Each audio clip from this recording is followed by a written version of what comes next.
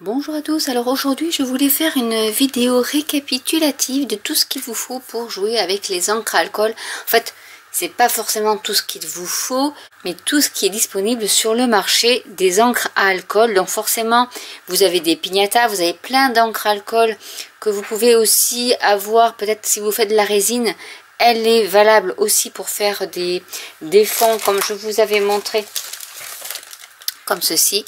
Donc là j'avais rajouté un peu d'alcool isopropyl, mais voilà ce que ça donne. Avec les piñatas, ça marche exactement pareil. Ou les autres encres à alcool que vous utilisez si vous voulez coloriser votre résine. C'est exactement la même chose, mais je voulais vous parler un peu des différentes choses.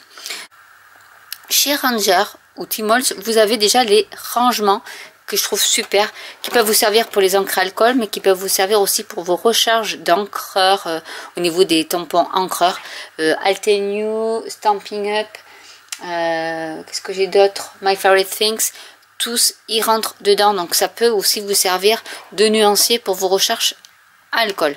Donc ça peut vous servir pour stocker vos recharge d'encre en fait. Voilà, ce n'est pas que pour les encres à alcool. Donc là, j'ai rangé minutieusement par couleur, par jaune, des gradés de jaune, d'orange, donc il y en a beaucoup, vous voyez, hein, je crois qu'il y en a 72 couleurs pour tout ce qui est encre à alcool basique.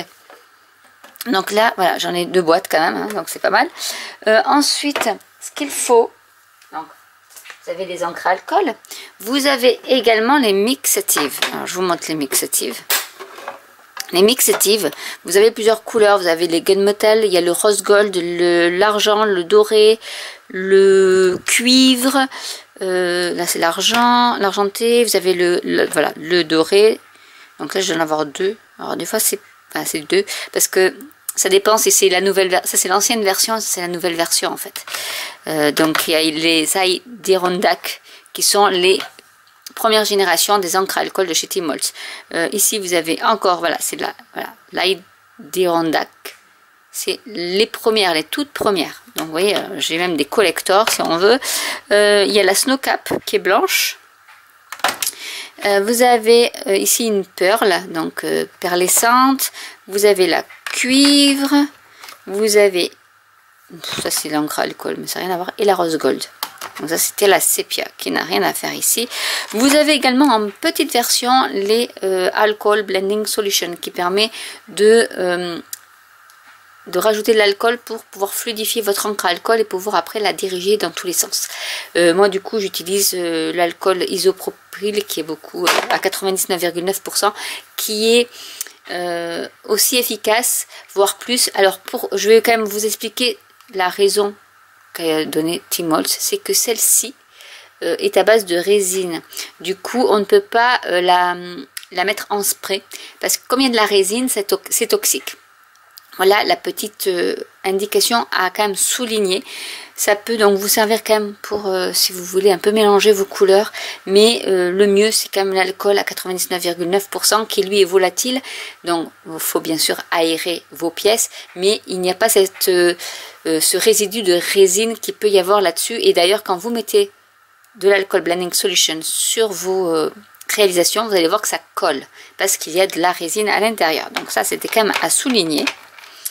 Ensuite, au niveau des encres à alcool, vous avez également les perles. Alors moi je n'ai pas beaucoup, je pense que j'ai le premier set. Alors j'ai un kit de chez Simon Says Stamp que je n'ai pas fait, où il y avait aussi des perles mais bleues.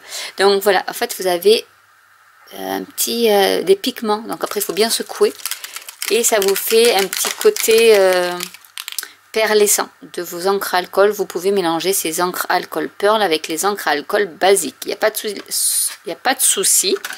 Donc là, j'en ai une toute petite collection. Ensuite, il vous faut du papier. Donc pour le papier, il y a pas mal de papier. Donc je vais vous donner les différentes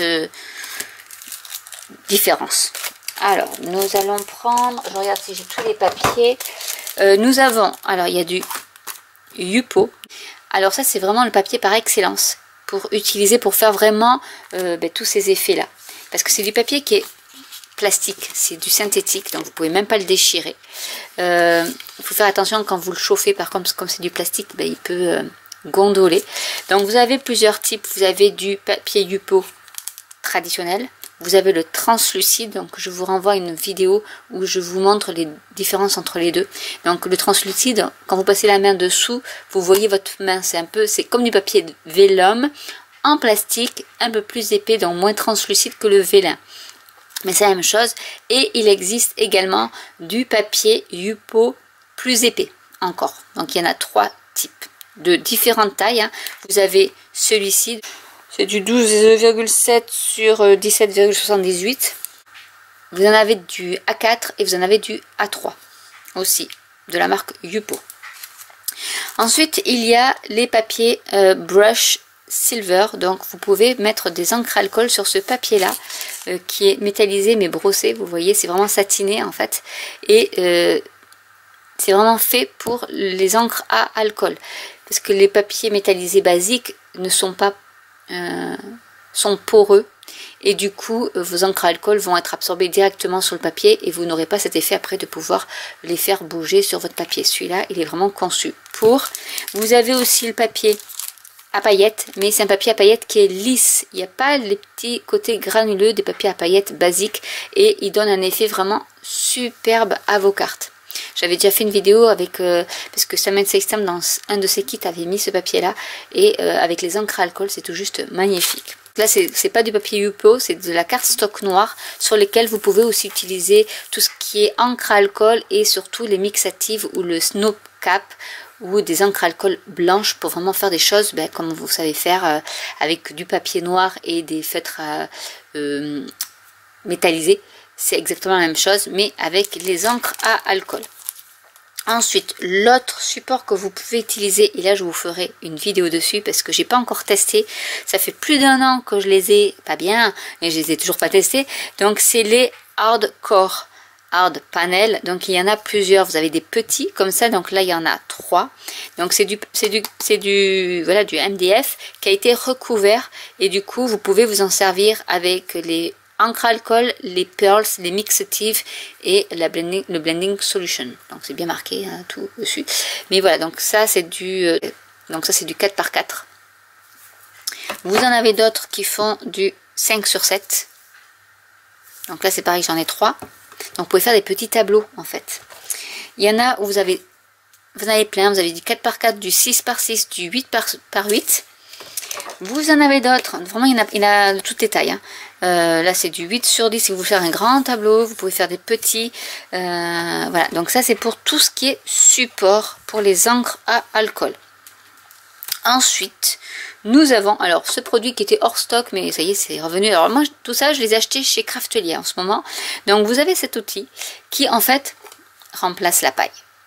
Si vous avez des pailles, vous pouvez. Il coûte 9 € et quelques. Mais voilà, vous faites ça et vous pouvez diriger. Et quand on fait des vidéos, c'est quand même mieux de voir ça sur notre caméra que notre tête. Donc c'est pour ça que j'en ai pris 2. Comme ça, je me dis s'il y en a un jour qui casse, j'en ai un deuxième. Tant qu'ils sont en stock, parce que ça part très très vite. Donc voilà, c'est vraiment pour bien diriger. Si vous n'avez pas d'outils, voilà, vous faites ça et ça vous... C'est même plus rapide qu'avec la paille, parce que la paille, le temps qu'on change de direction, l'encre a séché, alors que là, vous y allez comme ça, et c'est beaucoup mieux. Ensuite, ils vendent aussi des... Alors, je vais l'ouvrir. Ah, voilà. Les pinceaux. Donc, vous pouvez prendre des pinceaux basiques, il n'y a pas de souci. Vous avez des pinceaux pour encre à alcool, si on veut. Donc c'est des pinceaux basiques, mais voilà, ceux-là vous saurez qu'il faut juste les utiliser pour les encres à alcool pour pas que ça soit abîmé avec si vous faites de l'aquarelle ou autre avec.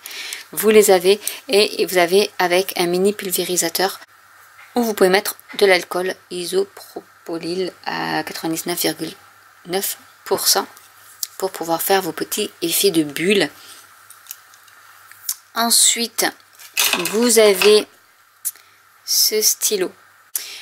Donc là j'ai l'ancienne version, donc en fait il y en a 2, alors je me suis trompée, j'ai mis l'alcool lifting dessus, donc voilà ça va coller un peu, que j'ai vidé, mais voilà, donc vous avez 2 embouts, 2 pinceaux en fait, vous avez une pointe plus grande, une pointe plus fine, Et ça c'est la nouvelle version en fait qu'il a faite, parce que vous voyez entre les deux, celui-là est très gros, donc c'est vrai que on peut, hein, mais c'est moins ergonomique que celui-ci qui est beaucoup plus petit. Donc après, il est vide, hein, il n'y a rien dedans. Donc ce qu'il faut faire, c'est qu'il faut enlever la pointe, alors une des pointes, n'importe laquelle, on va peut-être enlever, et alors là la pointe est plus grosse quand même. Donc il faut enlever la pointe, donc je pense que c'est avec la petite, parce que là il y a un morceau de le fer.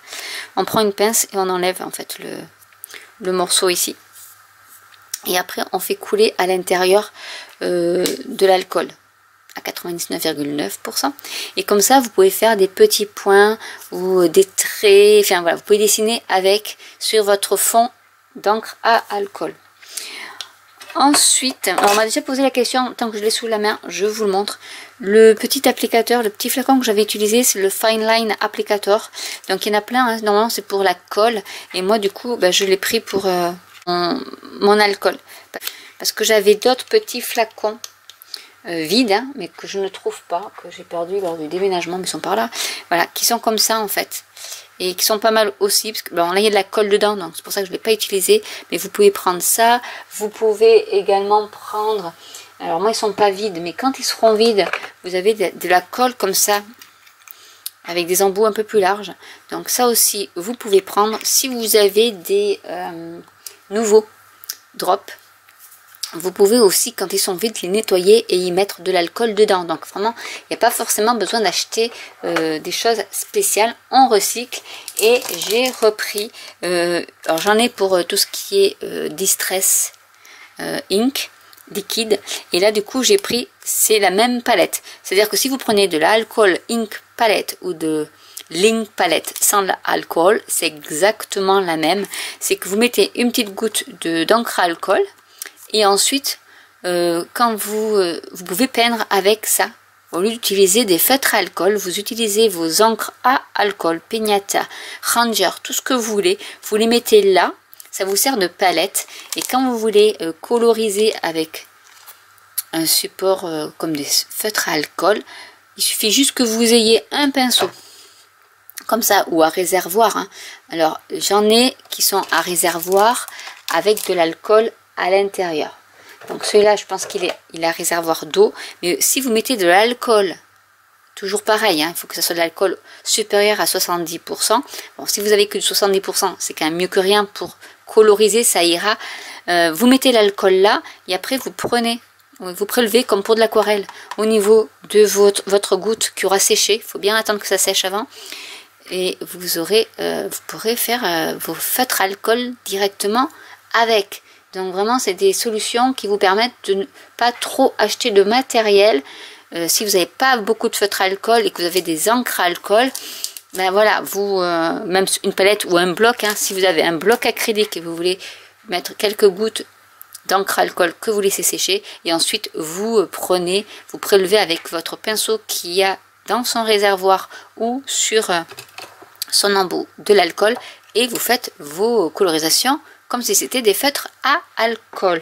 Alors je crois que j'ai fait le tour de tout ce que j'avais à dire sur tout ce qui était encre à alcool en général, sur ce qu'il faut ou ce qu'il faudrait avoir. Après, on peut également faire des tests. Donc je vous encourage à tester. De toute manière, il faut tester pour voir si ça fonctionne sur des châssis en coton. Vous pouvez les préparer avec du gesso. Et elles vont devenir non poreuses, ces surfaces-là. Et du coup, ça sera un peu comme ça. C'est-à-dire que là, vous pourrez... Ça ne sera pas pareil parce qu'il y aura quand même ce côté granuleux de votre châssis en coton. Mais vous pouvez, ça fonctionne, ça réagit moins bien que si vous faites avec du papier Yupo, c'est sûr, c'est certain, mais vous aurez quand même une bonne qualité de ce que vous voulez faire sur un châssis. Donc la seule chose qu'il faut faire, c'est qu'il faut le gessoter. Vous pouvez utiliser aussi du gel médium. Il faut le préparer. Si vous le préparez et qu'il devient une surface non poreuse, à ce moment-là, ça peut fonctionner. Ça n'aura pas les mêmes résultats que sur du papier Yupo, je le répète, mais ça fonctionne. Donc voilà un peu une petite récap de tout ce qu'il faut savoir déjà. Après, vous faites selon vos finances, selon vos besoins. Mais je voulais quand même vous faire une petite récap de tout le panel qui est à votre disposition pour utiliser les encres à alcool. Donc j'espère que cette vidéo vous aura plu. N'hésitez pas à commenter si vous avez des questions. N'hésitez pas à liker, à vous abonner ou à cliquer sur la petite cloche. Et je vous dis à très bientôt pour une nouvelle vidéo. Bye!